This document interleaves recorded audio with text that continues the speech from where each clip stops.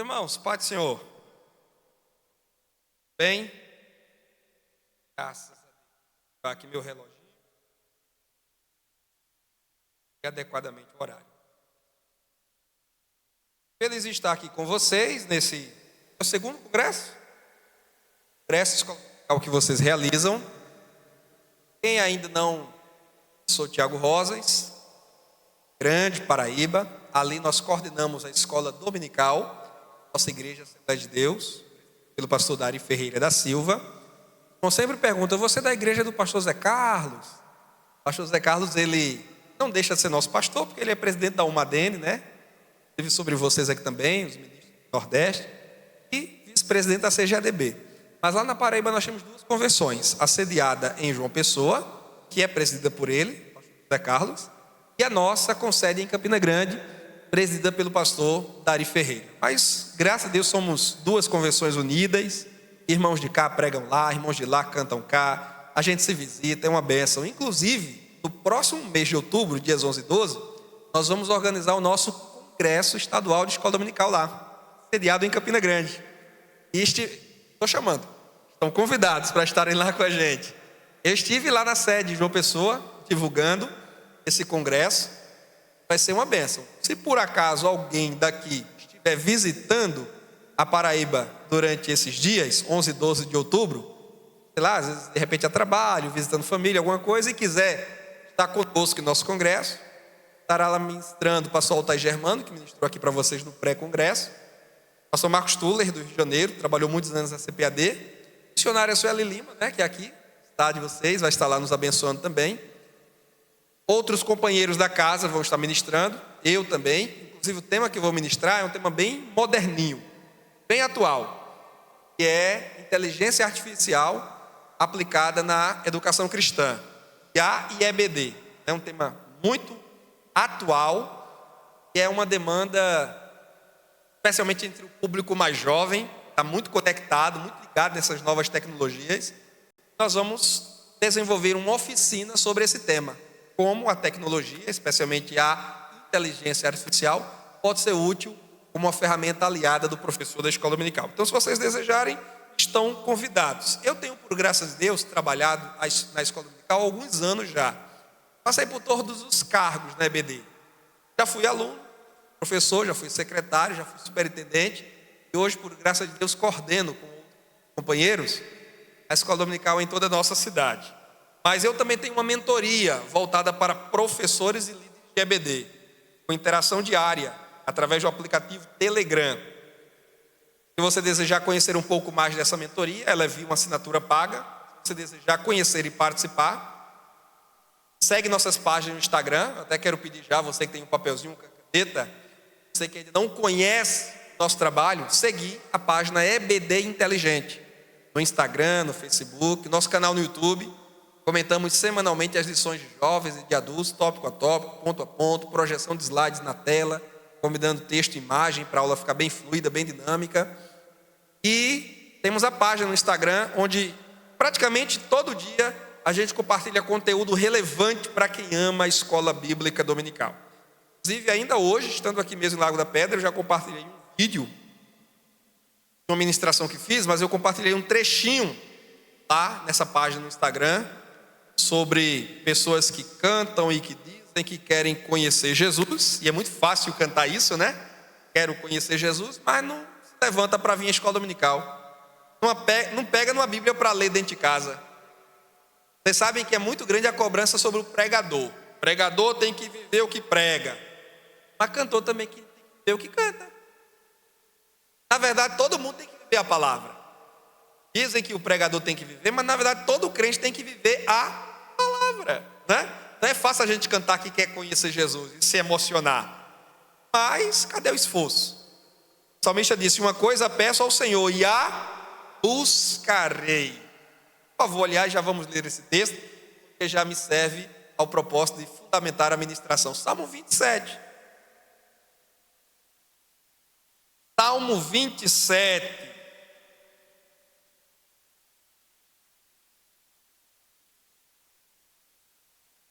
Versículo 4, por favor. Na Nova Almeida atualizada, esse texto diz, é um texto de Davi: uma coisa peço ao Senhor e a buscarei. Diga comigo, pedir. Mais forte, por favor, para espantar o sono da tarde depois do almoço. Diga, pedir e buscar. Coisa pedir e a buscarei. Porque tem gente que pede, mas não busca. Pede, mas não se esforça para conquistar o que pede. Eu peço e vou buscar. O quê? Que eu possa morar na casa do Senhor. Davi nem templo ainda tinha, né? Porque quem vai construir o templo é o filho dele. Mas na tenda, no lugar do encontro, da adoração, onde ficava a arca, que eu possa morar na casa do Senhor todos os dias da minha vida. Ele não quer ser um visitante esporádico, ele não quer ser um turista, ele quer fazer residência na casa do Senhor todos os dias. Isso fala de regularidade, continuidade, compromisso, fidelidade, constância. Agora, os dois propósitos básicos com que Davi faz essa oração e por que ele quer estar na casa do Senhor regularmente. Primeiro, para contemplar a beleza do Senhor. Diga comigo, contemplar. E meditar no seu templo. Diga, meditar. São as duas facetas da nossa reunião cristã, os dois propósitos básicos da reunião cristã: contemplação e adoração. Ou melhor, contemplação e aprendizado. E contemplação é sinônimo de adoração. De outra forma, Davi está dizendo: eu quero estar todos os dias para adorar, para contemplar, para me extasiar na presença de Deus, para venerar ao meu Deus, para cultuar ao meu Deus, mas também para meditar, para usar a mente, o intelecto, para estudar, para aprender. Aliás, esse é o propósito da escola dominical, né? A escola dominical existe como um local e um momento de reunião para a contemplação, isto é, para a adoração a Deus, porque nós também adoramos a Deus com louvores, com oração e com o estudo da sua palavra. Quando emprestamos nosso tempo para aprender sobre Deus, para viver a vida que Ele quer que a gente viva, nós o estamos adorando. Mas para meditar, isto é, para me aplicar ao estudo, ao conhecimento, ao aprendizado, né? Porque Deus, Ele deseja ser amado, com nossa mente também, com nosso coração, com nossa alma, com todas as forças, mas também com o nosso entendimento. Deus quer que a gente consagre nosso intelecto, nosso raciocínio, nosso pensamento a Ele, tá bom? Então, siga lá, EBD Inteligente, no Instagram, no Facebook, se inscreva em nosso canal no YouTube, conheça nosso trabalho.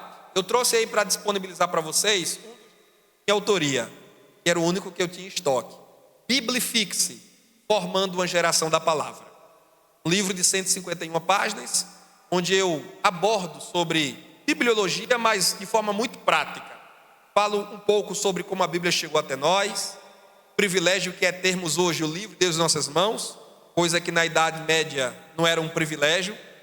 Você sabe que na época em que o catolicismo dominava o mundo, a Bíblia ficava literalmente acorrentada nos púlpitos das catedrais católicas. Não é linguagem figurada não, é literal. Era um artigo de luxo para ninguém levar. Mas também se levasse não ia ter muito resultado não, porque a Bíblia só estava traduzida em latim. E o povão comum não falava latim, a língua do Estado romano, né? O povo falava cada um a sua língua materna do seu país. Então a Bíblia estava literalmente presa em cadeias. A reforma protestante foi uma bênção, porque tirou a Bíblia dos púlpitos das catedrais católicas e colocou na mão do povo. Você sabe que até a Idade Média nós não tínhamos Bíblia encadernada, bonitinha como temos hoje. Bíblia do estudo da mulher, Bíblia do obreiro, Bíblia da juventude pentecostal, Bíblia do bebê, não tínhamos nada disso. O que tínhamos eram rolos, pergaminhos, manuscritos, escritos à mão. E não tinha um rolo com todos os 66 livros da Bíblia Sagrada. Cada pergaminho era pergaminho de um livro, ou pequenos livros em um único rolo, se fossem livros muito pequenos, como por exemplo profetas menores. Termos a Bíblia como temos hoje, encadernada, com os 66 volumes, isso é um privilégio maravilhoso, irmão. Mas muita gente foi ameaçada, muita gente foi perseguida e até morta, para que isso pudesse acontecer. E nós hoje tivéssemos o privilégio que temos e por vezes não valorizamos. No meu livro Biblifixe eu digo que não falta Bíblia para os leitores brasileiros. Faltam leitores para a Bíblia Sagrada. Porque Bíblia a gente tem. Várias versões, todo tipo de estudo, para todas as linguagens. mas ainda há uma carência muito grande de leitores fiéis, regulares da palavra de Deus. Deixa eu dar uma provocadazinha aqui em vocês. Quem aqui tem mais de 5 anos de crente? 5 anos ou mais? Levante a mão, por favor. Não se constranja, porque o visitante sou eu. Muito bem, a maioria absoluta tem mais de 5 anos de crente. Agora deixa eu perguntar, quem de vocês já leu a Bíblia toda pelo menos uma vez? Levante a mão novamente, por gentileza. Muito bem, muitas mãos se levantaram, e isso é bom. Mas ainda tem outras mãos que não se levantaram, isso é ruim. Com 5 anos de crente já podíamos ter lido a Bíblia toda pelo menos 5 vezes, se adotássemos um plano de leitura anual da Bíblia Sagrada. Inclusive, quem adquire o meu livro, Biblifix, dentro dele vai um marcador de página, cartãozinho com um plano de leitura anual da Bíblia Sagrada. E é um exercício que a gente não pode fazer só uma vez, a gente tem que fazer sempre. Especialmente nós, professores de EBD, temos que nos disciplinar. Essa é uma questão de disciplina. Quem quer emagrecer tem que se disciplinar na caminhada e na alimentação, né? Muito bem, os irmãos aí têm, né, o seu roteirozinho, Coloque isso em prática todos os anos. E a dica que eu deixo para você é: cada vez que você for ler a Bíblia, leia numa versão diferente. Você pode ter a sua preferência pela Almeida Corrigida, pela Corrigida Fiel. Ok, bacana. Mas não fique só preso a essas versões. Se vai ler a Bíblia novamente, aproveite para ler em uma outra versão, para você ter uma nova experiência. Internalizar novos vocábulos que de repente você nem conhecia, estar naquela Bíblia. De repente uma leitura até mais fluida, mais clara, mais explicativa. Leia a Bíblia agora na NVI, na NAA, na NTLH, na King James. Sim, vai variando. A cada nova leitura, a cada novo encontro com a palavra de Deus, vai variando, né? O professor tem que ter o maior número de versões bíblicas possível em sua biblioteca, para ter uma compreensão mais clara da palavra de Deus, fazer comparações entre as versões para chegar a uma clareza maior e melhor do texto sagrado. Quem me entende até aqui, diga amém. Muito bem, se vocês desejarem adquirir o livro Biblifix, à noite estará disponível aí para vocês em algum lugar que nós vamos providenciar. Esse livro custa R$ 39, você já vem com o Pix preparado aí para levar o livro Biblifix hoje à noite, tá bom? Eu tenho certeza que vai abençoar muito a sua vida. O tema agora dessa minha ministração é desafios da educação cristã no mundo pós-moderno.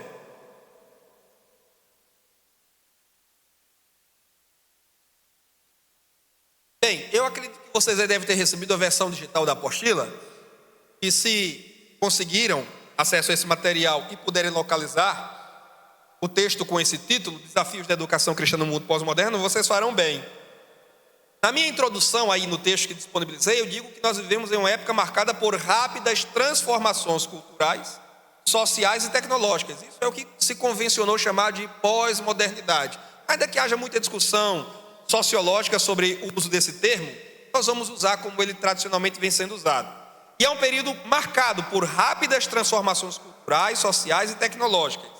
O período chamado de pós-modernidade é caracterizado pela relativização da verdade. O que é verdade para você pode não ser para mim. O que é certo para você pode não ser para mim.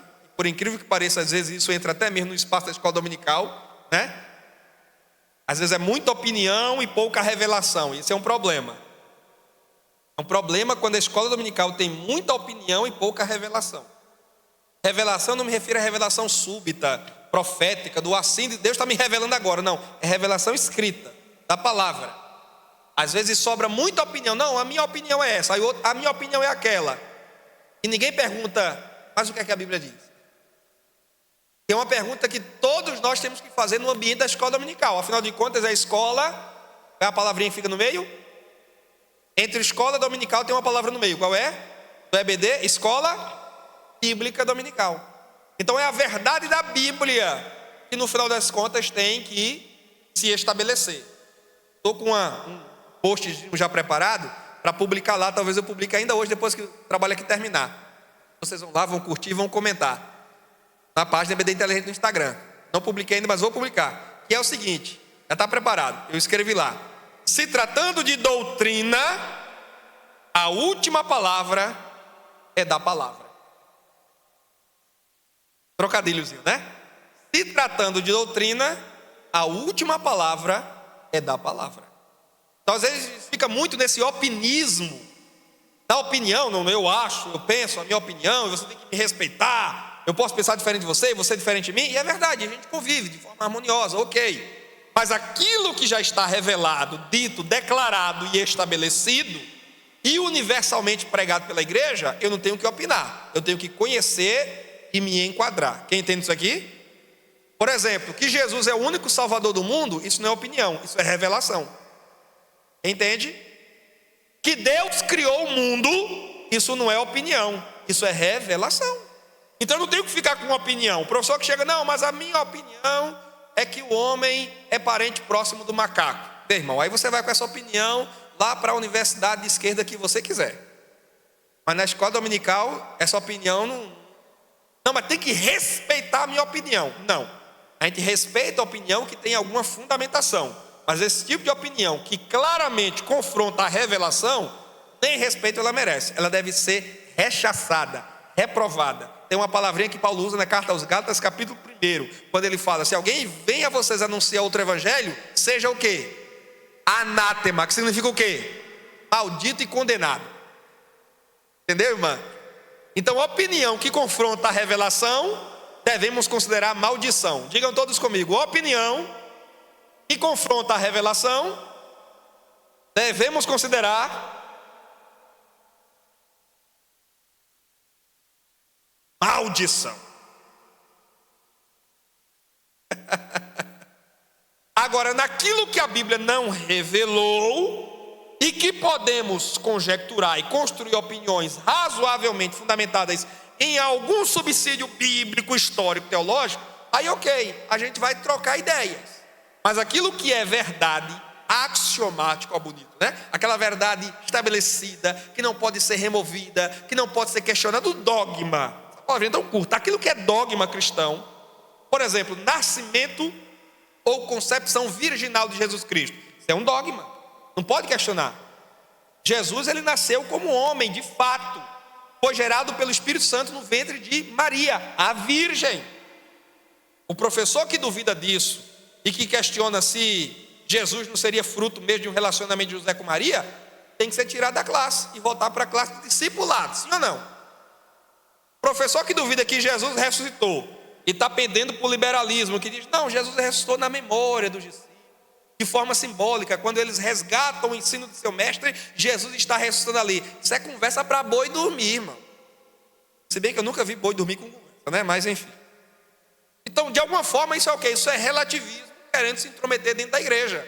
São essas verdades ao gosto do freguês, querendo conquistar espaço no meio do povo de Deus. E nós temos que discernir aquilo que a gente pode discutir, debater, assunto periférico, não estabelecido na revelação da Bíblia, e aquilo que é revelação, ao que devemos nos dobrar. E não tem que negociar. Combinado? Diga, companheiro.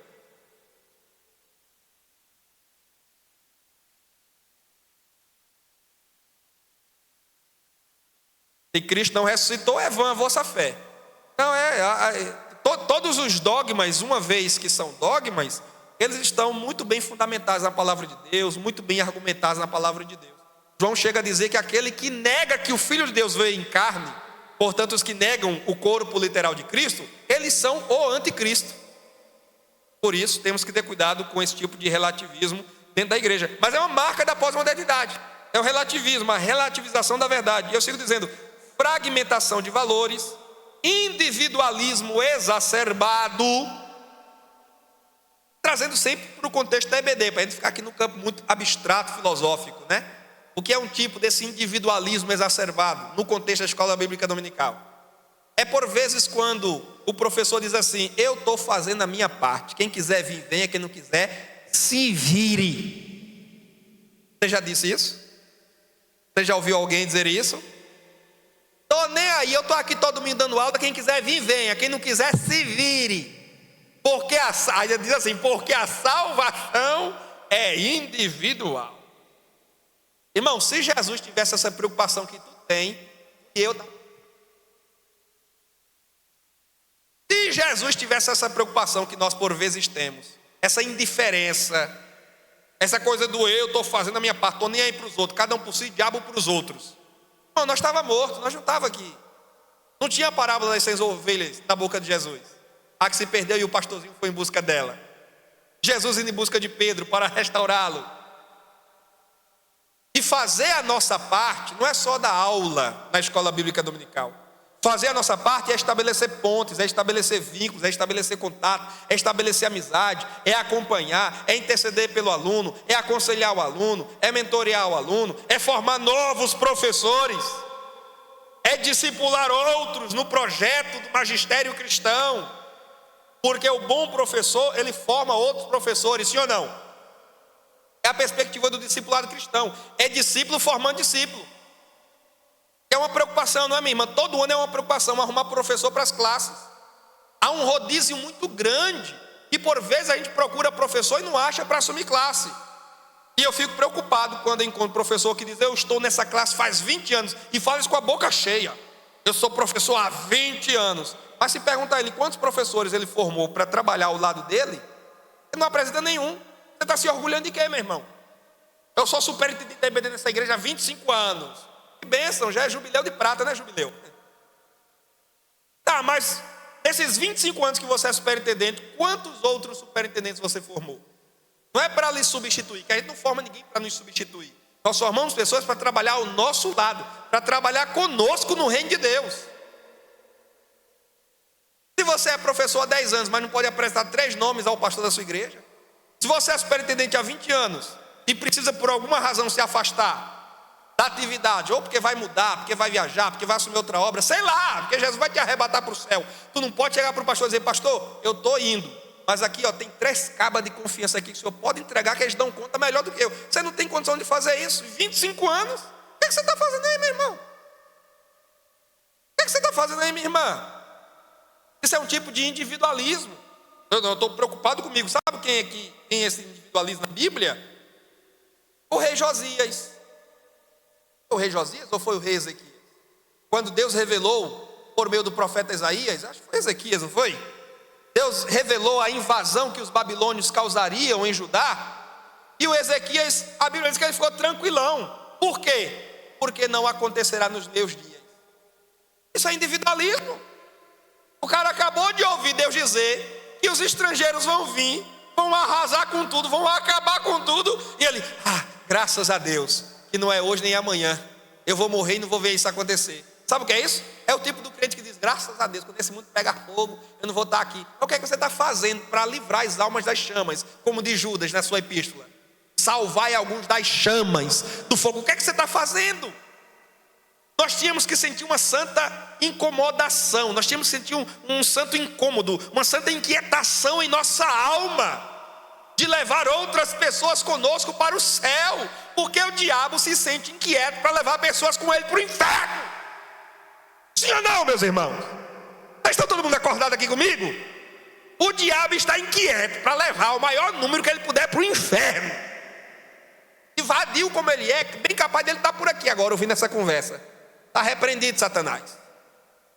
É aquele andarilho, ele vive de perambular pela terra. Se tu estiver me ouvindo, diabo, eu te repreendo em nome de Jesus. Bate retirada, para trás de mim. Mas se ele sente uma inquietação para levar almas para o inferno, nós deveríamos sentir uma inquietação inversa, né? Como dizia Oswald Smith. Ou foi Orlando Boyer? Foi Orlando Boyer, né? Oswald Smith escreveu Paixão pelas Almas. Orlando Boyer escreveu: esforça-te por ganhar almas. Tínhamos que sentir incômodo. O incômodo de Robert Hicks, vendo as crianças perambulando pelas ruas. E ele podia dizer: eu sou jornalista, não sou professor, não sou pastor, nem sou pai desses meninos. Mas ele sentiu inquietação na alma e disse: tem que fazer alguma coisa por essas crianças. E começou a escola dominical na Inglaterra, século XVIII. Estourou aí essa bênção.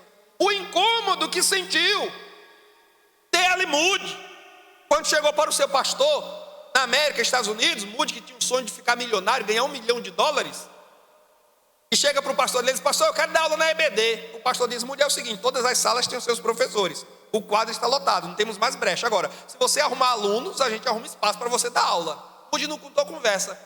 Do dinheiro que ele vinha juntando para acumular $1 milhão, saiu pelas ruas catando menino, juntando criança. Bora, meninada, vocês estão sem ter o que fazer? Vamos para a igreja aprender Bíblia, escola dominical. E toma 50 centavos a um, e toma $1 para outro, e toma $2 para outro. Se Jesus deu pão e peixe, por que é que Moody não podia dar umas moedinhas, né, irmã? É o chamado sistema de recompensa, que até hoje as tias da EBD Kids usam.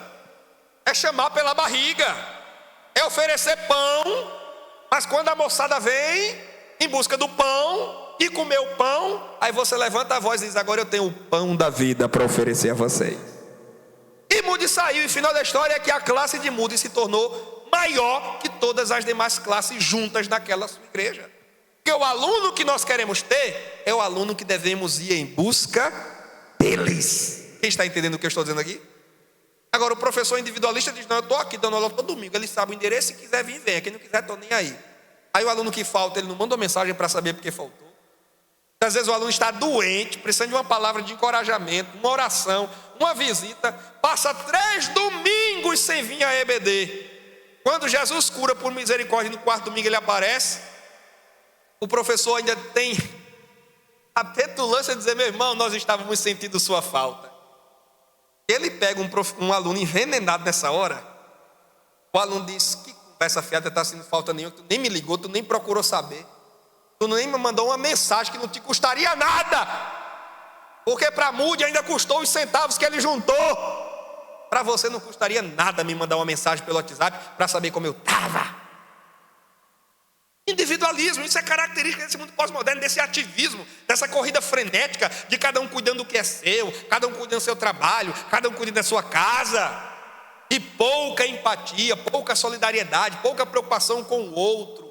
Quando a Bíblia diz que nós devemos considerar o outro em maior estima do que a nós mesmos, foi isso que Paulo disse: tenham os outros em maior consideração do que vocês mesmos. Isso é cristianismo. Isso é contra a cultura, porque a cultura diz que é cada um por si, diabo para os outros. A cultura diz: construa o seu, faça o seu, proteja o seu, deixe de ser besta. Mas o evangelho na contracultura diz: doe-se. Paulo disse aos coríntios: eu de boa vontade gastarei e me deixarei gastar pelas vossas almas. Tem professor que nem se gasta e nem gasta nada pelos alunos. Quer uma prova de professor que nem se gasta, nem gasta nada pelos alunos? Estamos terminando o trimestre agora, né? O professor que, como diz o ditado italiano, é como vela. Professor bom, é como vela que se consome para iluminar outros. Chique, né? Professor é vela que se consome para iluminar outros. É o se gastar de Paulo lá aos Coríntios. Professor que ama os alunos, no final do trimestre, ele prepara um mimo, ele prepara uma coisinha diferente, uma aula diferente, certificado para entregar aos alunos que tiveram boa frequência, leva um livro lá do Tiago Rosas para presentear o aluno que não teve nenhuma falta, né? Ele gasta e se deixa gastar. Como é que ele se deixa gastar? É aquele professor que está sempre lendo, pesquisando, aprendendo, participando do congresso, de mentorias, adquirindo livros, se formando virtualmente, autodidaticamente, sempre buscando mais para servir melhor. Ele está se gastando. Não é porque ele quer ser, não é porque ele quer aparecer, não é porque ele se julga o melhor. Não, ele quer cavar mais fundo, porque ele quer construir um prédio mais alto. Amém, irmão? Tem alguém aqui que é da construção civil? Quanto mais alto é o prédio, mais profundo tem que ser os fundamentos, é ou não é? Professor bom é assim. Quanto mais alto ele quer levar os alunos, mais fundo ele cava na palavra, na oração, na pesquisa, na investigação. Não é para se amostrar, não é para se exibir, é para levar conteúdo de qualidade para impactar e transformar. Não é só para informar, nem apenas impressionar, porque o professor soberbo, ele apenas informa e impressiona, para no final todo mundo sair: meu irmão, você é o cara, você é nota 10, olha, é Deus no céu e você na terra. E ele sai todo inchado. Mas o professor bom não, ele não quer ovação, ele não quer aplauso, ele não quer elogio. O que ele quer é ver aquele casal que está troncho, desmantelado, pensando em se divorciar, se reconciliar, se aprumar, se ajeitar com Deus e com os filhos dentro de casa. É isso que ele quer ver. O que ele quer ver é aquele aluno mentiroso, linguarudo, fofoqueiro, mexeriqueiro, aprender a dominar a língua, deixar de falar mal dos outros. O que ele quer é ver aquele jovem rebelde, desobediente a pai e mãe, submisso a seus pais, aprendendo a dar bom dia, boa tarde, boa noite, sim senhor, sim senhora, ser gentil, ser cortês, ser delicado. O que é que ele quer ver, o bom professor? Ele quer ver aquele aluno aluno trambiqueiro, relhaco, sem vergonha, que compra e não paga, deve a Deus e ao mundo dele Lago de Pedra, colocando as contas em dia, pagando e ainda honrando ao Senhor com dízimos e ofertas. O que é que o bom professor quer? Alunos transformados pela palavra de Deus. Diga comigo, mais do que informar e impressionar. Eu não ouvi, irmão. Esse paraibano aqui... Diga aí para o paraibano, vai ouvir e entender. Diga, mais que informar e impressionar, o meu chamado é para impactar e transformar. Um excelente livro que eu recomendo vocês lerem, do Howard Hendricks, publicado pela editora Betânia. O nome do autor pode ser complicado para escrever, mas não é a editora nem o título do livro. Então você pode tomar nota e adquirir. É um livreto de poucas páginas, mas que vai falar muito ao seu coração, como falou o meu. Rod Hendricks foi um dos maiores educadores cristãos do Norte da América, e ele escreveu o livro Ensinando para Transformar Vidas. Neste livro, Hendricks diz que nosso chamado não é só para causar uma boa impressão em nossos alunos. Ah, meu Deus, esse professor fala grego e hebraico muito bonito. Eu não entendi nada do que ele falou. Ah, falou bonito. Você está só impressionando, mas não causou nenhum impacto e transformação na vida desse aluno. Nosso chamado não é só para impressionar, é para causar um profundo impacto. Aliás, há quem diga que ensinar é ensignar. E o que é ensignar? É imprimir um signo em alguém. Sabe quando o fazendeiro marca o gado, marca o boi, com a ferradura quente, ó, marcou o boi. Isso é ensignar, é colocar um signo. O bom professor faz isso. Ele marca o coração do aluno. Ele imprime a palavra de Deus no coração do aluno. De modo que passam-se os dias, meses e anos, mas aquele aluno terá sempre aquela palavra guardada no coração. Palavra que é fruto de leitura, estudo, oração, lágrimas derramadas na presença de Deus. Quem entende o que eu estou dizendo, diga amém. Então nunca mais sejamos o tipo do professor que diz: eu não quero nem saber, eu não estou nem aí, eu estou fazendo a minha parte. Tá, não. O professor que não vai em busca dos seus alunos não está fazendo a sua parte. O professor que pega na lição para dar uma lida, eu vou dar uma lida na lição. Isso não é professor que presta. O professor que presta não dá uma lida na lição. O professor que presta estuda a lição. Amém? Quando você só dá uma lida, você só está preocupado com você, com sua performance, e não passar vergonha dentro da sala de aula. Mas quando você está preocupado com o aluno, você estuda a lição e já até se prepara para as perguntas que seus alunos, que você conhece, sabe que vai fazer. E você quer respondê-los, não para mostrar que você sabe, mas para bem orientá-los nos caminhos do Senhor, para que eles não se embaraçem na vida, na fé e na doutrina. Quem diz amém? Então, irmãos, o que é educação cristã? A educação cristã pode ser definida como um processo de formação espiritual. É um processo. Não é apenas uma atividade, não é apenas um momento, é um processo contínuo de formação espiritual, diga comigo, espiritual, moral e intelectual. À luz das Escrituras, tendo como objetivo torná-lo discípulo de Cristo em todas as dimensões. Isso é um conceito básico, elementar de educação cristã. É quando trabalhamos pela instrumentalidade da palavra de Deus, ensinando regularmente a palavra de Deus, nós estamos buscando moldar em nossos alunos o caráter de Cristo, imprimir a vida de Cristo em nossos alunos, para que nós sejamos réplicas de Cristo. Como diz o Douglas Gonçalves, filho do pastor Josué Gonçalves, Jesus Cop, cópias de Jesus. Nós precisamos ser cópias de Jesus, réplicas de Jesus, xerox de Jesus, Cristos em miniatura, né? Cristiano no grego, pequeno Cristo. Nós precisamos ser pequenos Cristos, exemplos referenciais de Cristo, do Cristo que é invisível neste mundo que exige coisas visíveis, palpáveis, tangíveis. Cristo não está obrigado a aparecer aqui agora para que o mundo veja, mas Cristo aparece aqui agora para que o mundo veja através de cada um de nós cristãos que com legitimidade o representa. Amém, meus irmãos? Que tipo de cópias nós estamos sendo?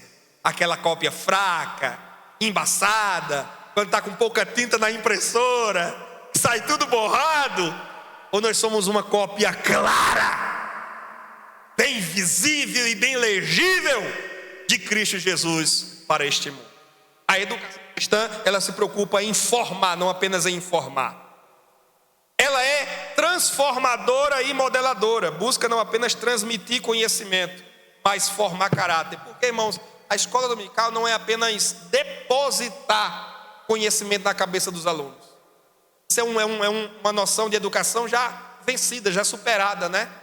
Do ensino bancário, daquele professor que só deposita informação na mente do aluno e que pensa que o aluno é uma tábua rasa, que vem apenas para ficar como uma plateia muda na sala de aula. Não. O aluno também traz conhecimento. O aluno também traz base. Nossos alunos estão lendo. Nossos alunos estão indo para as universidades. As moças hoje, as mulheres, até mães, estão indo para as universidades buscar uma formação, porque querem ter sua independência financeira. Os jovens estão indo para a universidade. Muitos deles, infelizmente, não voltam, né? Lamentavelmente. Nós já estamos lidando com a realidade hoje, onde o conhecimento está globalizado na palma da mão. Você faz uma pergunta ao professor hoje, antes que ele te responda, você já vai lá no chat GPT e coloca a mesma pergunta, e em fração de segundos a resposta é dada. Exige-se, portanto, de nós, neste mundo globalizado, onde a informação está massificada e o conhecimento tem se disseminado, exige do professor uma palavrinha que meu pai gostava de usar: know-how. O professor também tem que se qualificar. O professor precisa acompanhar a evolução da sociedade, do conhecimento. Nós nunca seremos sabe-tudos, nunca seremos. E não se pode exigir de um professor que ele seja uma biblioteca ambulante, uma enciclopédia ambulante, não. Mas o professor não pode estar atrás do seu aluno. Jesus disse que basta ao aluno ser como o seu. Por que basta ao aluno ser como o seu mestre? Porque se ele superar o mestre, ele deixou de ser aluno e virou novo mestre. Então, o professor precisa estar sempre à frente do seu aluno. O professor precisa estar sempre progredindo no conhecimento, no aprimoramento, no aperfeiçoamento, no desenvolvimento. O professor que leu a Bíblia toda uma vez e parou, se deu por satisfeito. O professor que leu 1 ou 2 livros 20 anos atrás e parou, se deu por satisfeito. Esse professor não está acompanhando o progresso de seus alunos e vai ser passado para trás. Porque ele vai perder em termos de informação, de conhecimento, de conteúdo, de ferramentas para os seus alunos. E a sua aula se tornará desinteressante e irrelevante e não mais importante. E você sabe o que é importante? Importante é aquilo que a gente importa para dentro de nós. Se a EBD é importante, temos que trazê-la para dentro de nós. Se ensinar a palavra de Deus é importante, temos que trazer o ensino da palavra de Deus para dentro, nós importar, trazer para dentro. Tem professor que está exportando, mandando para fora, expulsando. Nós temos que importar, trazer para dentro de nós. Quem me entende, diga amém. Então a educação cristã é transformadora e modeladora. Ela busca não apenas transmitir conhecimento, mas formar caráter, moldar atitudes e conduzir vidas à semelhança de Jesus. Depois eu comento aí sobre o que é pós-modernidade. E aí eu trago algumas características próprias da pós-modernidade, que eu já até comentei. Relativismo, pluralismo, né? Muitas ideias, muitas ideologias, muitas fontes. E nós, inclusive, professores de EBD, precisamos ter cuidado com isso aqui. Eu disse agora há pouco que o professor precisa ser um investigador. Diga comigo, todo bom professor precisa ser um bom pesquisador. Mas um bom pesquisador, irmãos, não é alguém que lê de tudo. É alguém que lê bem, que adota filtros. Porque vivemos num mundo plural. Pode se afastar, os irmãos que estão aí no sol, o sol bem na cara aí, podem pegar a sombra aqui, podem vir. Eu abro espaço agora, vamos fazerem isso. Graças a Deus, né, meu irmão? Diga aí, graças a Deus. Não foi usado por Deus agora. Agora é o seguinte, viu, maestro? Lá escute, lá no Valência me serviram água de coco. No megatemplo vocês não vão ficar para trás não, hein? Brincadeira. Sobre o pluralismo, nós temos que ter um cuidado aqui. Qual é o cuidado? Porque nós vivemos num mundo de muitas vozes e de muitos ecos também, né? Porque tem a voz e tem o eco. Tem gente que só repete o que outros escreveram, mas ele próprio parece não ter uma posição, uma definição. E nós, professores, irmãos, precisamos ter muito cuidado. Temos que ser investigadores, sim. Pesquisadores, sim. Leitores, sim. Mas o que estamos lendo? O que estamos pesquisando? Quais são as nossas fontes? Precisamos ter cuidado. Porque vocês se lembram de um moço, nos dias do profeta Eliseu, que pegou o fruto de uma planta venenosa e colocou no caldeirão, naquele sopão, para os discípulos dos profetas comerem. E alguém provou e gritou: morte na panela. Não é suficiente a gente estender a mão e pegar qualquer fruto pendurado em qualquer árvore por aí. É preciso discernir o que é bom, não é o que serve, o que não serve. Então não é suficiente você sair lendo de tudo e comprar tudo que é livro. Porque às vezes o professor diz: eu tenho uma biblioteca com 400 livros. Mas se for lá filtrar o que presta, é capaz de não sobrar 3.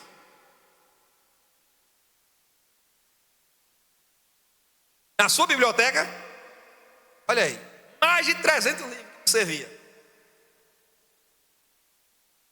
Comprava pelo preço, às vezes por uma indicação de algum amigo, às vezes porque está num site que você já comprou material bom de confiança e achava que porque esse material estava lá era bom também de confiança.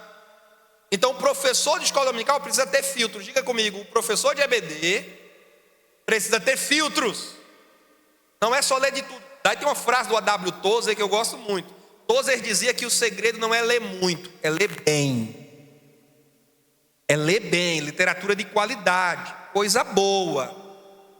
Preferencialmente de teólogos ortodoxos, conservadores, cristãos. Não precisa nem necessariamente ser da Assembleia de Deus, porque tem vida fora da Assembleia de Deus também. A Assembleia de Deus tem 117 anos. O cristianismo está aí há 12 mil anos. Tem muita coisa boa antes da AD e até fora da AD. Agora eu preciso discernir, filtrar, para eu não levar para a sala de aula com informação de um teólogo pós-tribulacionista, cessacionista, evolucionista, diabista e satanista. Eu preciso saber o que é que eu estou lendo, interpretar corretamente e filtrar para que o meu aluno esteja protegido da heresia, do modismo, da perversão teológica. Quem entende o que eu estou dizendo aqui, irmão? É porque um dia eu, em uma congregação, vou lhe dar a palavra, segure só um pedacinho. Outro dia eu estou no culto de doutrina, numa igreja que congreguei. O pastor chega e entrega uma folhinha dessa a todos os irmãos da igreja, para falar sobre Páscoa. Bacana. Terminou o culto, eu procurei o pastor. Pastor, qual foi a fonte que o senhor tirou esse texto aqui? Não, na verdade não foi nem eu, isso aí foi meu filho. Olha só a conversa. Isso aí foi meu filho, nas pressas de vir agora para a igreja, baixou esse estudo da internet e eu trouxe para os irmãos. Aí eu disse: pois é, pastor, porque esse conteúdo aqui, eu conheço essa página, que é uma página adventista.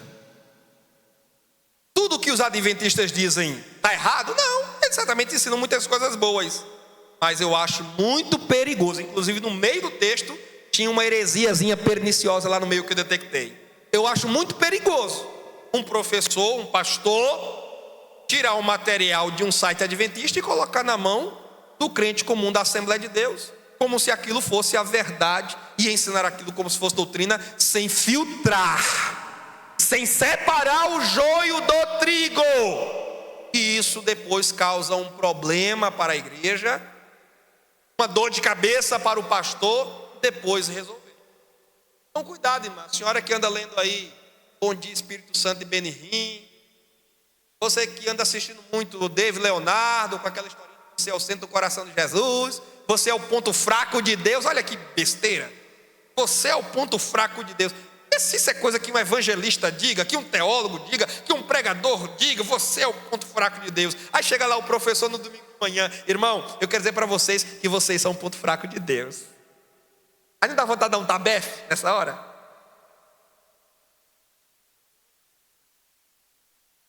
Então é preciso não apenas pesquisar, é preciso garimpar e separar o que é pepita de ouro do que é apenas terra, areia, cascalho que não serve, né? Vamos pela ordem, né, presidente? Pois não, eminente relator.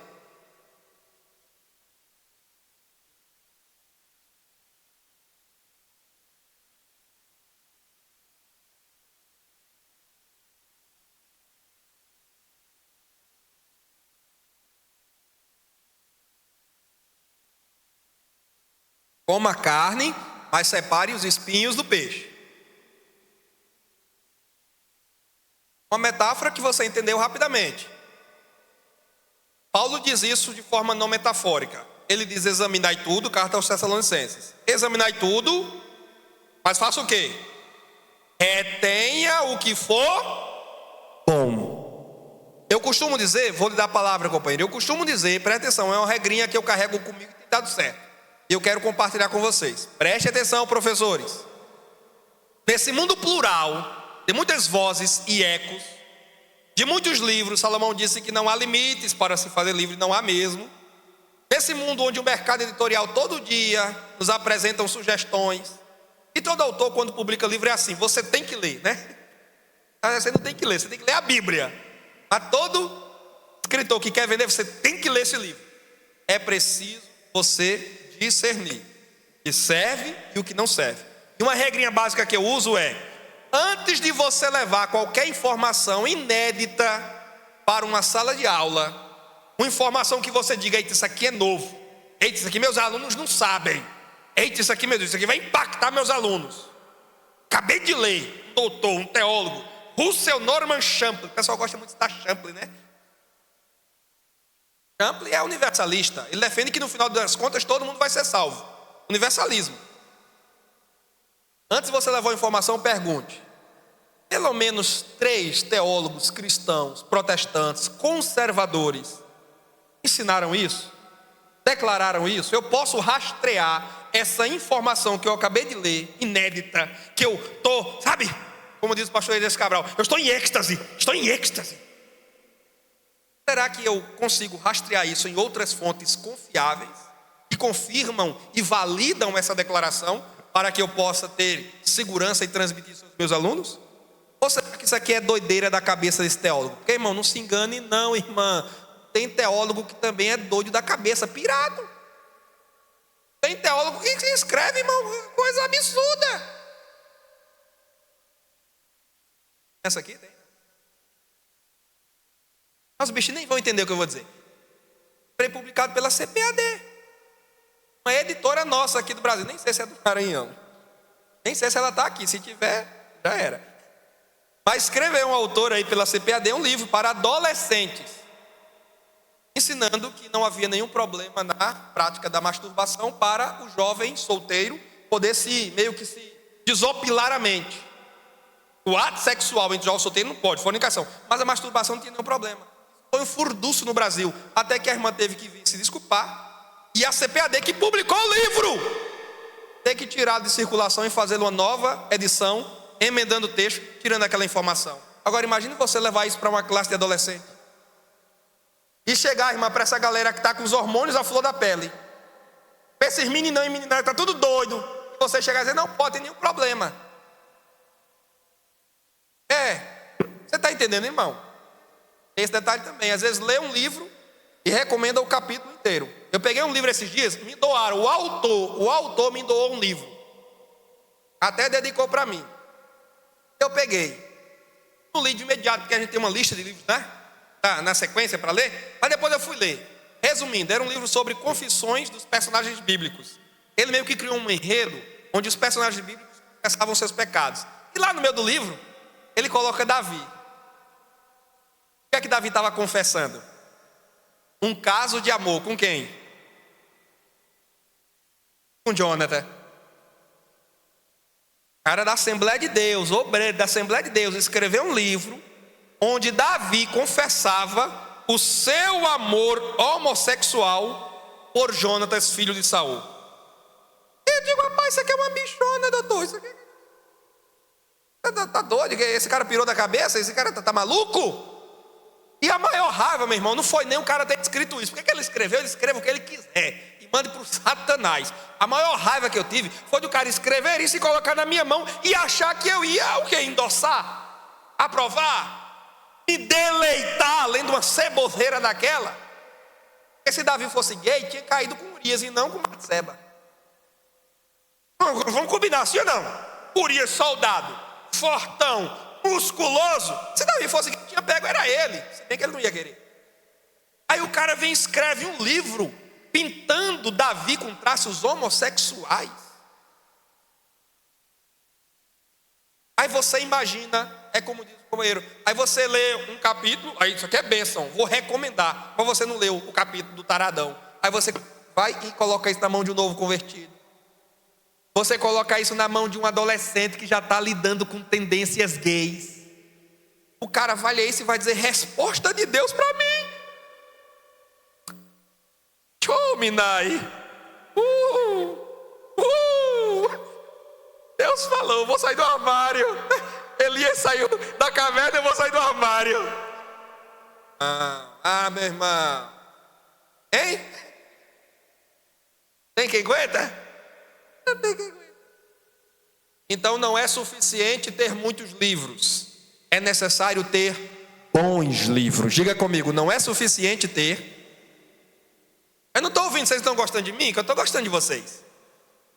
Diga, não é suficiente ter muitos livros, é necessário ter bons livros.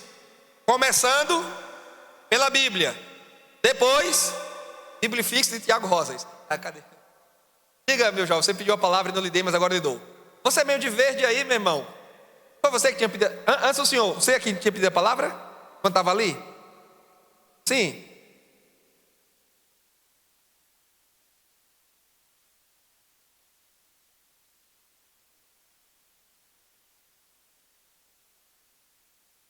Olha, eu já comecei com 2. Tem que começar com Bíblia. Todo bom professor precisa ser um leitor voraz da Bíblia. Está lendo sempre as Escrituras Sagradas, conferindo o texto em seu contexto, lendo o livro na íntegra. Professor de EBD não pode, irmão, ter caixinha de promessa. Esqueça a caixinha de promessa. Caixinha de promessa foi uma bênção quando você era um novo convertido. Você ia para trabalhar, atirava lá o biscoitinho chinês, né? Eu sou contigo, não tem, mas é uma bênção. Agora não, agora tu é crente veterano. Cresceu o dente, tu já pode roer osso. Então agora, irmão, você é professor, leia a Bíblia toda, como o rolo todo. Começa por aí. Segundo, vá lendo livros que te agreguem conhecimento bíblico, teológico e didático, pedagógico. O que é isso? Leia teologia sistemática, história da igreja, manuais de educação cristã, livros que falem sobre a história da escola dominical, pedagogia aplicada à educação cristã, psicologia da educação, livros que te ajudem a você se formar continuamente naquelas matérias que são atinentes ao seu trabalho como educador cristão. Tá bom? E também língua portuguesa, né? Porque é a sua língua materna, você precisa dominar a gramática, você precisa saber o que é uma figura de linguagem. Eu falei aqui metáfora. Na cabeça de um professor veterano, quando eu digo metáfora, você já tem que saber, né? Aquela figura de linguagem, de comparação. Então tem coisas que o professor de EBD veterano, ele já tem que dominar pela experiência de leitura naquelas matérias, áreas, ciências que estão relacionadas com o seu trabalho. Então, Bíblia, história da igreja, teologia sistemática e tudo de educação cristã que você puder consumir. Tudo relacionado à educação cristã, à escola bíblica, à pedagogia, psicologia, filosofia da educação, vai lendo aos pouquinhos. Se não tem o hábito de ler, começa pelos livros menores, porque não adianta também, irmão, isso aqui é o que estraga muita gente. A pessoa não tem o hábito de ler, aí você já coloca uma teologia sistemática de Luiz Berkoff na mão do... Irmão, você vai estragar o leitor. Primeiro porque Luiz Berkoff nem é pentecostal, né? Tradição reformada. Vamos combinar, o cara é meio xoxo, é meio seco. Eu leio o Berkoff e canso e durmo. É muito bom, é um crânio. Mas é um cara de uma leitura muito rasteira, que é aquele teólogo mais acadêmico, mais técnico. Então se você coloca na mão de um leitor iniciante, novo convertido, um jovem, um obreiro que está começando, um livro desse, muito volumoso e denso, a pessoa vai se desinteressar. Às vezes você diz, a pessoa não gosta de ler. Não, é porque você já assustou. Imagina você evangelizar uma pessoa não crente, já chega com um apocalipse na cara da pessoa, com aquelas bestas chifrudas. Aí o cara vai dizer: rapaz, é que esses bichos para lá, rapaz, né? É palavra de Deus? É, mas não é apropriado você começar a evangelização com apocalipse, nem com as 70 semanas de Daniel, hein, mano? Tem crente com 30 anos de igreja que não sabe explicar as 70 semanas de Daniel, né? Imagina você colocar isso na mão de uma. Então, tem uns níveis de leitura, né? Livros iniciantes, devocionais, mais curtos, uma mensagem mais acessível, mais prática. Mas aí você vai evoluindo, vai progredindo para leitura mais mediana, até uma leitura avançada e técnica, tá bom? E pega a dica que eu já deixei aqui. Fixe de Tiago Rosas, você pode adquirir ainda hoje, e Ensinando para Transformar Vidas, do Howard Hendricks. O senhor lá atrás tinha levantado a mão, lhe dou a palavra agora. Amém.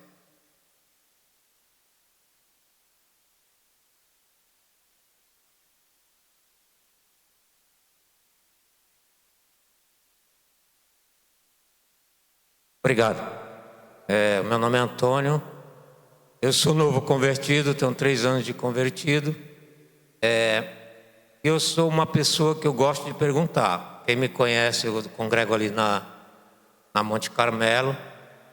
E o senhor falou aí que o preletor do dia lá, não sei se pastor, levou uma mensagem falando sobre a Páscoa, certo? Aí eu pergunto para o senhor, quando acontece isso, uma pessoa informada, porque ele é professor, certo? Quando acontece isso, ele espalhou uma coisa que não deveria. Como que se faz para consertar, para tirar da cabeça de quem leu aquilo lá?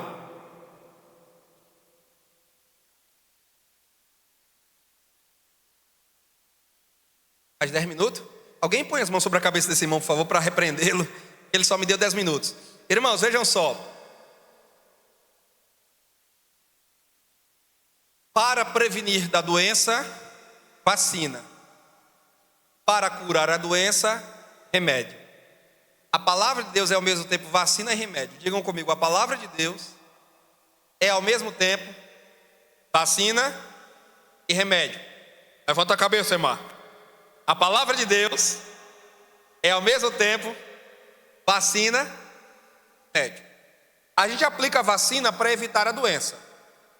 Mas se o aluno se enfermou com um falso ensino, uma distorção, a mesma palavra vai ajudar, remediando aquele problema. Paulo disse que a palavra de Deus é apta para, atente, redarguir, eu gosto desse verbo, pouco explicado, mas eu já explico. Corrigir, instruir. O que é redarguir? É inquirir, provocar e pôr a teste um argumento, uma informação, algo que foi apresentado. A palavra de Deus é maravilhosa, porque ela serve como uma banca examinadora. Lembra dos crentes de Bereia?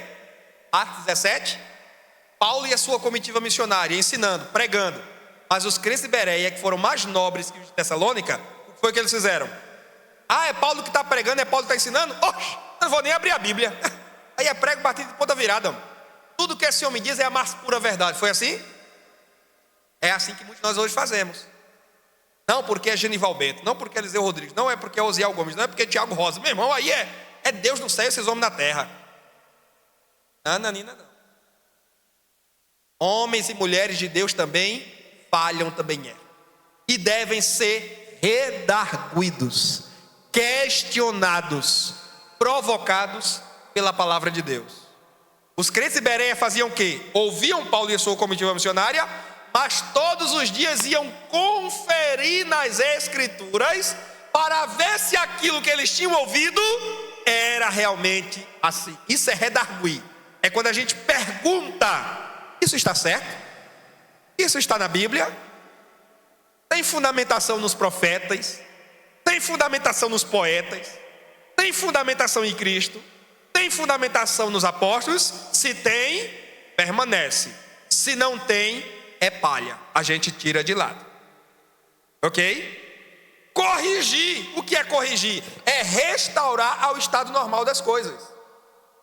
Pela palavra de Deus, diante da enfermidade ou do erro, nós vamos expor a palavra de Deus, texto em seu contexto, com clareza, objetividade didática, para trazer as coisas ao seu estado normal. Então o companheiro lá, mal intencionado ou não, porque às vezes a pessoa ensina alguma coisa errada, não é na má intenção, é na falta de atenção, não é? Porque existe a interpretação, existe a interpretação e existe a má intenção. Aquele cara lá que saiu no Fantástico, vocês lembram? Toma uma mulher de prostituição e adultera com ela. Quem lembra? Saiu no Fantástico. O pastor sem vergonha, aquele sem vergonha. É daqui do Maranhão aquele cabra, não? Não, porque se fosse a gente ia dar uns tabefes, né? Pois bem. É o quê? Essas coisas é do centro-oeste para lá. Pois bem. Aquilo ali não é interpretação nem interpretação. Aquilo é má intenção pura. Sem vergonha isso. Agora tem a interpretação, que é quando a pessoa acha. Ela é bem intencionada, é um servo de Deus, é um servo de Deus, mas acha, é o achismo, é a axologia, que é um perigo, irmão. Eu acho. Tem gente que acha muito e acaba se perdendo. Aí o que é que nós temos que fazer? Temos que trazer a palavra de Deus. Texto e contexto.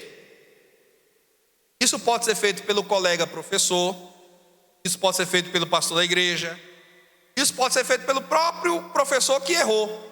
Se advertido, se corrigido de forma privativa, no domingo seguinte ele chega e com humildade, irmãos, eu quero me desculpar com os irmãos.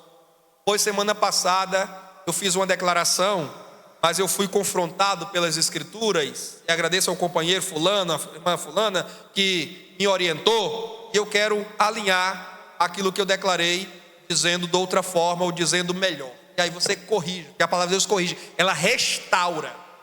Existem coisas, meus irmãos, que são passíveis de discussão, coisas periféricas.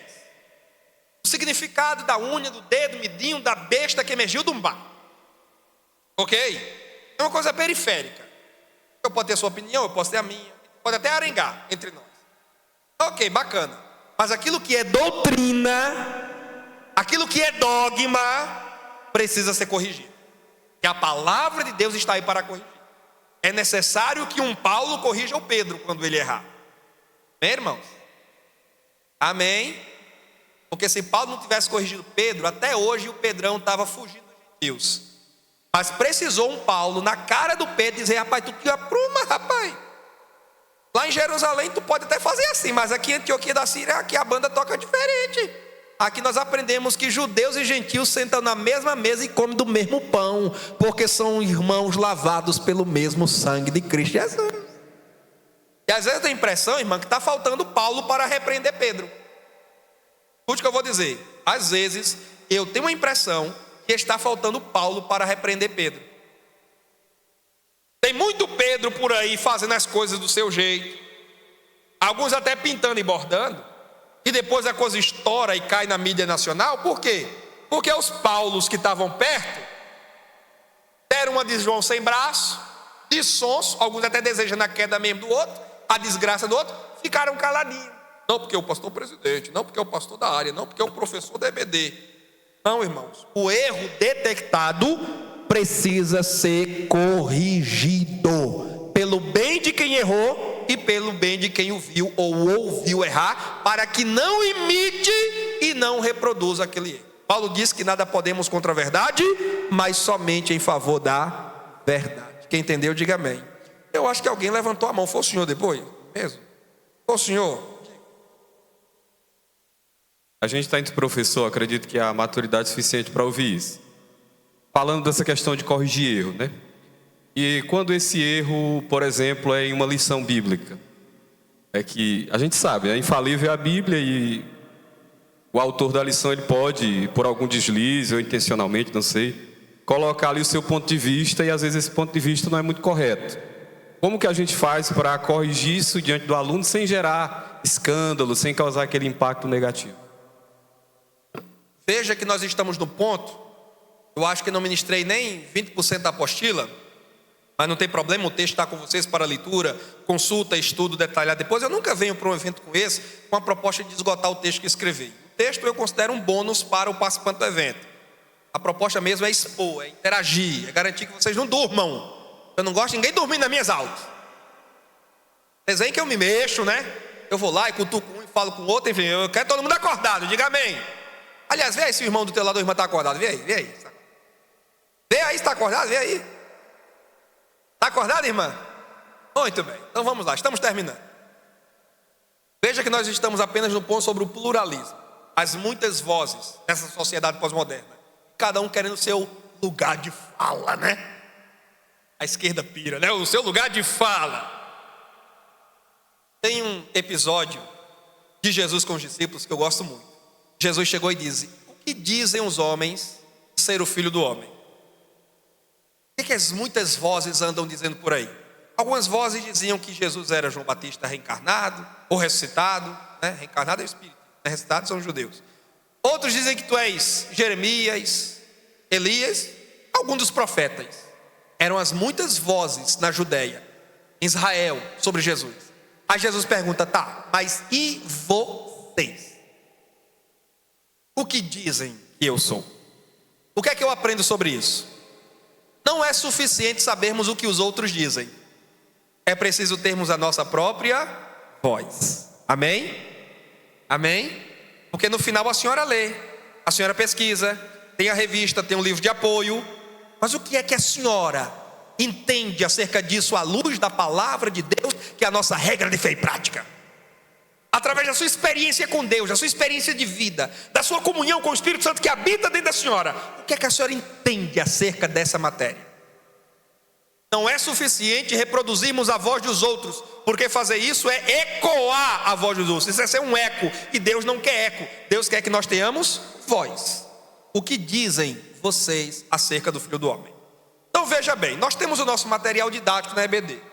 Nós temos a revista da Escola Dominical, que alguns professores tratam como o livro de número 67 da Bíblia Sagrada. Tem muito professor que pensa que a revista é um livro canônico, infalível, inerrante. Eu era criança, irmão, contava uma lenda, rezava a lenda na minha infância, e antes da revista da Escola Dominical vir para a nossa mão, ela passava numa mesa com 42 teólogos de alto gabarito, que liam e conferiam e corrigiam para ela poder chegar em nossas mãos. Aí quando a gente cresce, com todo respeito à nossa querida CPAD, a gente descobre que isso é folclore. Não existe essa mesa com 42 teólogos que conferem a revista antes de vir às nossas mãos. Então o que é que acontece, irmãos? Toda produção humana é passível de erros. Toda obra humana é passível de erros. Somente a palavra de Deus é infalível. Então o comentarista pode errar. Ele é humano.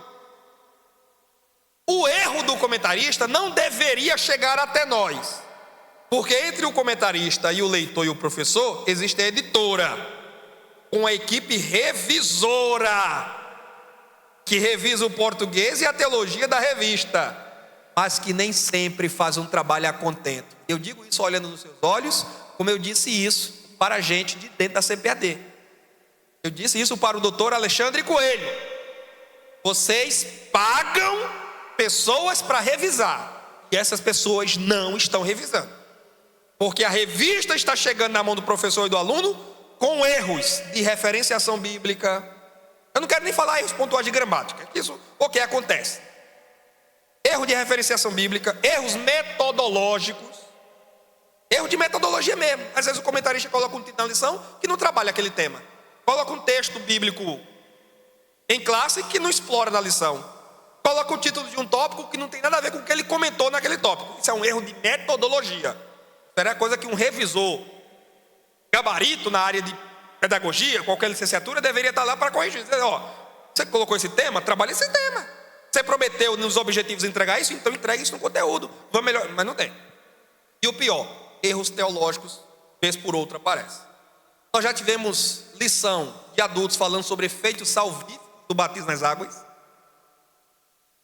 Tivemos uma lição no final de 2023, essa é quentinha, vocês devem lembrar. Final de 2023, último trimestre, 2023, foi o trimestre inteiro sobre missão transcultural.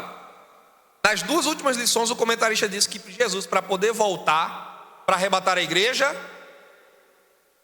tinha que evangelizar o mundo inteiro primeiro. Isso claramente confronta a nossa doutrina pré-tribulacionista, a doutrina da iminência, da volta de Cristo, que pode acontecer a qualquer momento. Então, quer dizer, nós aprendemos desde criança que Jesus pode voltar a qualquer momento, inclusive hoje. Não é isso que os pastores sempre dizem, com razão? Jesus pode voltar antes do culto terminar. Aí o comentarista diz, não, Jesus só vai voltar depois que o mundo todinho tiver sido evangelizado. E qual é o problema disso? Primeiro, isso confronta com o nosso ensino, a nossa igreja, que a gente entende acerca da Bíblia em matéria de escatologia. E isso necessariamente joga a vinda de Cristo para muito mais para frente, porque as estatísticas mais razoáveis das agências missionárias, das sociedades bíblicas, é que para o mundo todo ser evangelizado, os povos não alcançam. A gente pensa que porque tem televisão na nossa casa, internet, todo mundo tem. Não. Tem muitos povos na América Latina, na Ásia, na África, que não sabem nem o que é isso. Não tem um versículo sequer da Bíblia em sua língua. E para que o evangelho chegue até eles, no mínimo 5 a 7 anos levariam. Porque teria que treinar gente nas línguas, na cultura, no idioma. Tinha que traduzir Bíblia para a língua desse povo. Isso não se faz da noite para o dia. Dito de outra forma, quem quer que ensine que para Jesus poder voltar, o mundo inteiro precisa ser evangelizado, está jogando a vida de Cristo pelo menos há uns 10 ou 20 anos pela frente. Ou seja, aí vai ser o que disse o doutor Carlos Augusto Vailate, que é um ótimo teólogo, porém pós-tribulacionista. Ele disse que Jesus vai voltar, é certo. Que não vai ser hoje, também é certo. Porque o pós-tribulacionista diz isso, Jesus vai voltar, mas com certeza não será hoje. Já nós pré-tribulacionistas dizemos, Jesus vai voltar, e pode ser hoje. E tu tem que estar preparado, porque a qualquer hora, a qualquer momento. Você entendeu? Isso para mim foi grave. Por que isso para mim foi grave? Porque é um erro teológico que se repetiu em 2 lições, que cai na mão de centenas de alunos e professores de todo o Brasil. Aí pega o professor leigo destreinado, vai levar isso para a sala de aula, vai ensinar errado. E pior, se pegar um aluno douto treinado, o aluno vai refutar o professor. Ou a arenga que o comentarista causou e uma falta de revisão séria da CPAD causou numa EBD local. O que é que faz, irmão Tiago? O problema a gente já sabe. Agora o que é que faz? Alguém põe as mãos, por favor, irmão. Ele já ficou de pé. Estendam as mãos na direção desse irmão. Estou terminando. Vou responder a pergunta dele e te devolvo. O que é que faz? O que faz é, com muita sinceridade, sem agredir ninguém, sem xingar ninguém, sem humilhar ninguém. Esse comentarista não está com nada. Essa revista não vale nada. A CPAD só quer saber de vender. Não vá por esse lado. Não vá pelo lado do ataque, da destruição da reputação. Não precisa descer esse nível. Mas com muita franqueza, à luz da palavra de Deus, o professor precisa com firmeza dentro da sua classe. Irmãos, olha, o comentarista colocou aqui essa opinião. É a opinião dele. Isso aqui não é interpretação. Isso aqui é a opinião dele. À luz da nossa declaração de fé, um outro livro que todo professor da EBD tem que ter, Declaração de Fé das Assembleias de Deus. À luz da nossa declaração de fé, à luz da literatura tradicional pentecostal assembleiana brasileira, à luz dos textos bíblicos que falam sobre a vinda de Cristo, está muito claro para nós, meus irmãos, que Cristo pode voltar a qualquer instante, não havendo necessidade de nenhum outro evento ou sinal se cumprir para que a vinda de Cristo aconteça. Ele mesmo disse, estejais prontos, porque não sabeis a hora que o Filho do Homem virá. Poderá ser amanhãzinha, tardinha, de noite, madrugada, quando vocês estiverem acordados, dormindo, estejam prontos. Tiago, meu xará, disse, e o juiz está às portas.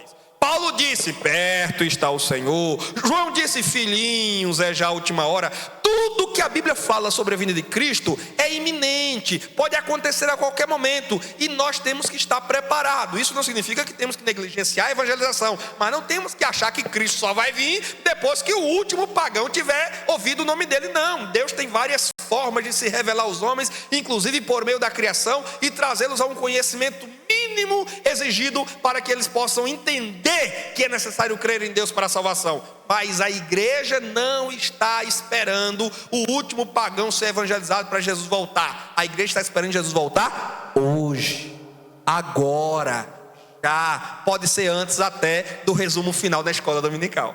Então, com a palavra de Deus, com firmeza e clareza e substância, ele deve proceder à correção. Eu não concordo com um professor que, em nome da política da boa vizinhança, ele deixa passar as coisas, finge que não notou o erro, Ou pior, reproduz o erro e ainda diz assim: mas foi o comentarista que disse e está na revista. Ok, foi o comentarista que disse e está na revista, mas está errado. E se está errado, tem que ser corrigido. E corrigimos através de quê? Da palavra de Deus, que está acima da revista da escola dominical. Quem me entendeu, diga amém. Pronto, senhor. Espera aí, mano, se levanta agora não, senão eu vou pensar que tu tá doido para ir embora, irmão. Aí eu vou pensar que a palestra não prestou. O senhor ficou de pé, irmão, ficou de pé também. Como é? Mesmo que tenha o argumento da autoridade, que é o que muita gente usa. Não, porque ele é doutor. Não, porque ele, irmão, é conselheiro teológico. Ele é conselheiro teológico da CPAD. Mas erra. Eu acabei de dizer para você que Paulo corrigiu Pedro. E Pedro era apóstolo. E Pedro chegou primeiro que Paulo. E se Pedro fosse arrogante, teria dito o quê? Paulo, quem é tu na fila do pão, cara? Eu andei com Jesus 3 anos, rapaz. Eu puxei a espada para Malco, tu te orienta que eu puxo para tu também. Pedro não podia ter dito isso? Sanguíneo como ele era? Pedro escreveu a segunda carta dele. Eu sou Pedro e tu é Paulo. Vai ser meu recurso visual agora. Pedro escreveu a sua segunda carta, depois da lapada que ele recebeu de Paulo lá em Antioquia da Síria. Ele escreveu a segunda carta dele, no capítulo 3, pode conferir que está lá, pertinho no final.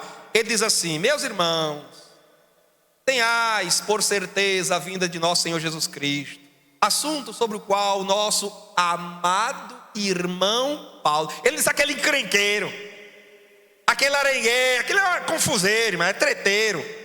O nosso amado irmão Paulo escreveu com a sabedoria que Deus lhe deu, coisas entre as quais há pontos difíceis de entender, que os incautos torcem para a própria perdição, como fazem com o restante das escrituras. Sabe o que é que Pedro está dizendo ao mesmo tempo? Pedro está dizendo assim: Paulo me deu uma lapada, mas eu não fiquei com raiva dele não, porque ele tinha razão. Ele tinha razão, eu me ajeitei, eu me aprumei. E segundo, ele não é meu inimigo, ele é meu amigo. Porque tem gente que quando é corrigido por outro, encara quem o corrigiu como inimigo. Nosso amado irmão Paulo. E, por último, sabe o que é que Pedro está dizendo? Que reconhece os escritos de Paulo com a mesma autoridade das demais escrituras. Louvado seja Deus. Então, meus irmãos, que nós sejamos corrigíveis, porque Tiago disse, meu xará, que a sabedoria é ensinável. O que significa dizer? Se permite ser ensinado. Deus abençoe, obrigado.